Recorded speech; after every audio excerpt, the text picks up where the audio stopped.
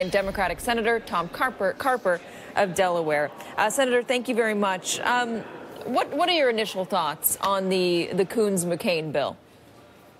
First of all, let me just say, you quoted Yogi Berra.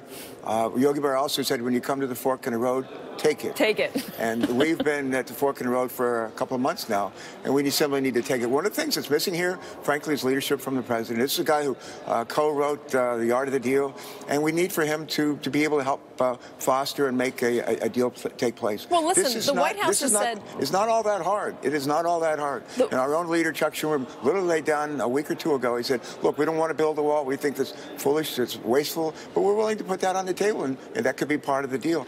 And the president has a hard time just saying, sometimes has a hard time saying yes. Well, the White House has said that this bill is a non-starter. They said it's even worse than the Lindsey Graham Durbin deal, which they did not like. If it's a non-starter for the White House, if they're not going to budge on it, why bother with this sort of legislation?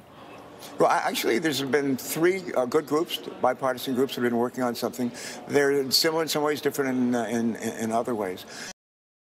You know, the stock market, we've been following the stock market. You've been reporting on it today. I think down today, 1,100 points, down last week about 900 points. One of the reasons we're seeing these kind of gyrations is because of our lack of certainty, our lack of predictability here in Washington, and fears that the budget deficit, which is down to about $400 billion a couple of years ago, is now going to scream back up to upwards of $1 trillion. That's scaring people to death. We don't have we have to pass a bill. CRs are wasteful. It's a terrible way to do business, as you know. It's demoralizing for our federal employees. The president has to lead. We need that, as Lindsey Graham likes to say, we need the Tuesday president, not the Thursday president. Well, let's talk about the CR, because Thursday the government funding runs out again, and there's talk of another CR. Would you not vote for that?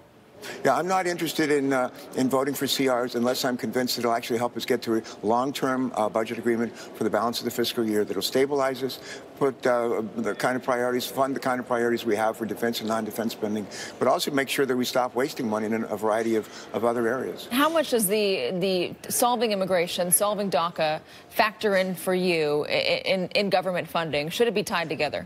Yeah, I think a lot of people on our side and others as well, they look at the Dreamers and say the morally right thing to do here. These are kids who came over here, they were young, didn't come by their own volition, their parents brought them, they grew up here, educated here, work here in many cases, and we have a moral responsibility to them. That's all true. Having said that, there's an economic imperative here as well. Today, when folks went to work in this country, there's still 2 to 3 million jobs unfilled.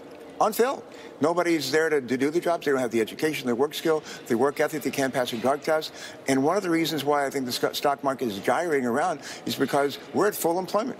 And at a time when we have all these jobs to fill, are we going to send 700,000, 800,000 people back home to the countries where they were born that are perfectly capable of doing these jobs and they can pass a drug test? Why would we do that? It's economic insanity. And I think the business community is saying that to the administration. They're certainly saying that to those of us in the Congress. And we should focus on that economic side as well. What about a temporary deal that extends DACA protections for just 1 year? Would you be open to that, or does it need to be a permanent solution?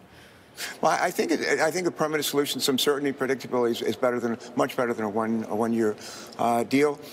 Some people think the DACA Dreamer deal is amnesty. It's not. The idea is like a 12-year pathway to get there, and folks have to stay out of trouble, learn English. These people speak better English, frankly, than a lot of us do. And they have to stay out of trouble with law, all kinds of things they have to do over the next 12 years. They have to get in line behind other people that are here before them. I think, so doing a deal with the Dreamers is as much about, as I said earlier, as much about making sure that we have the folks who can go to work tomorrow. Let's talk about what you'd be willing to give up in order to get a deal, because right now the White House and some hardline Republicans are on a very different page than the Democrats, and even the moderate Democrats and the moderate Republicans who are coming up with bills like the McCain-Coons bill or the Graham-Durbin bill. There's a lot of sunlight between those two places. Would you be willing, or do you think Democrats should be willing to give money for the wall? Yeah, I think the natural agreement here, the natural deal is one, border security, which I think most of us are for. I was the chairman of the Homeland Security Committee a couple of years ago. And the idea, there's some places along the border where a wall makes sense, not 2,000 miles, probably not 200 miles, but there's some places that it does. There's $25 billion like the president wants? Oh, no. I submitted to John Cornyn, to Dick Durbin and Lindsey about $500 million worth of force multipliers, things everybody says makes sense. The border, of course, Customs and Border Patrol says makes sense. You say everybody says that, but here's the thing. The president doesn't say that, and the president's the one who ultimately has to sign this legislation if it can get get through the Senate and the House. So you're talking about a very different number than the president is. Let's talk about the other two things on the president's wish list, and you tell me if they're non-starters or not. He wants to end chain migration, which is what they call it, or family reunification, which is what many others call it. Would you be willing to end that? I'm not prepared to do that. Should we talk about it? Sure, we should talk about it. I think the natural trade, though, is border security for the Dreamers. And actually, the border security doesn't have to cost $15 or $20 billion. It can cost a lot less. And again, the president, what Chuck Schumer said to the president, Mr. President, we're willing to authorize a wall. And we're willing to start off with so much guaranteed funding. And why don't we just get started with it? What about the visa? I think that's a pretty good offer. It's an honest offer. What about the visa lottery program? Get rid of that for the Dreamers? Yeah, no, I'm not going to stand here on television and negotiate the deal. I'm not going to do that. We have a bunch of folks that are trying to negotiate a deal. I think the key. I served as governor of Delaware for 8 years. And you have a point in time in negotiations in a state, and you have a point in time in negotiations for a country, when it's really helpful for the chief executive to get in and actually be the honest broker. This president can do this. You know, he wrote that book or co-wrote that book. We need that from that president to show up and help us make this deal. Let's see, because there's still a lot of daylight between these two plans. Senator Tom Carper, Senator